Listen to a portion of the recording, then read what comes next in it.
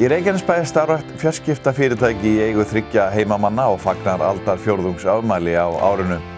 Þetta fyrirtækið Kapalvæðing, en það hefur sinnt sjónvarpsþjónustu til bæjarbúa í gegnum Kapal sem fyrirtæki hefur lagt 80% Reykjanesbæjar. Í næstu viku segjum við ykkur frá því hvað fyrirtæki að fást við í dag, en í þessum þætti fengum við Erling Bjarnason til að segja okkur frá upphafsárunum og áhrifum Kana-sjónvarpsins í Keflavík og Njarðvík. Já, Erlingur.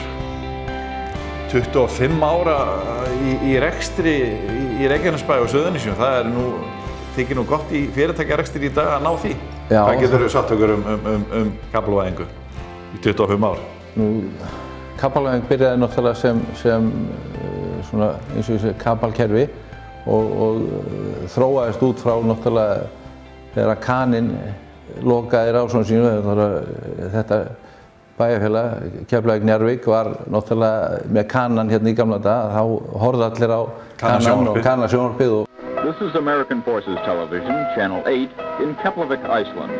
Þegar það lokaði þá náttúrulega voru menn ekkert sátti með það hérna á Suðurnesjum og vildu svona opna eitthvað svona kapalkerfi og það var hann Viðar Oddgeirsson heitinn sem var hjá RÚV sem stofnaði þetta fyrirtæki sem hétt þá Coax og eftir það svona 94 þá kom aðrir vaskir menn inn og kaupa þetta á honum og stofna þá Kapalvæðingu sem búið. Byrjaði Viðar að dreifa útlensku sjónvarpsefni inn á heimili í Keflavík og Njarðvík? Já, hann gerði það svona, byrjaði svona að einhverjum gerði þetta dæmi og RÚV líka.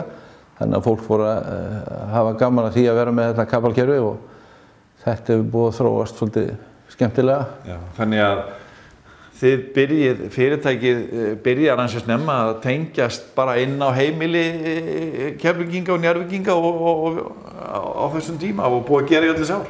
Já, ég ólst nú upp við Kanan og horfði mikið á Kana-sjónvarpið, þannig að ég svona saknaði þess og á þeim tíma var ég náttúrulega ungur og kannski var ekkert átt á mig að Kaninn þegar hann fór þá voru menn svolítið svona að leita af ykkur öðru af því að þetta var mikil afþreying þá og við vorum svolítið orðnir svolítið mikið fyrir ameríkstefni. Já, hugsaður fyrir, ég náði nú að upplifa þetta líka að horfa á Kana-sjónvarpið, þetta var svo gjörólíkt því, þetta kemur á undan náttúrulega ríkissjónvarpinu. Já.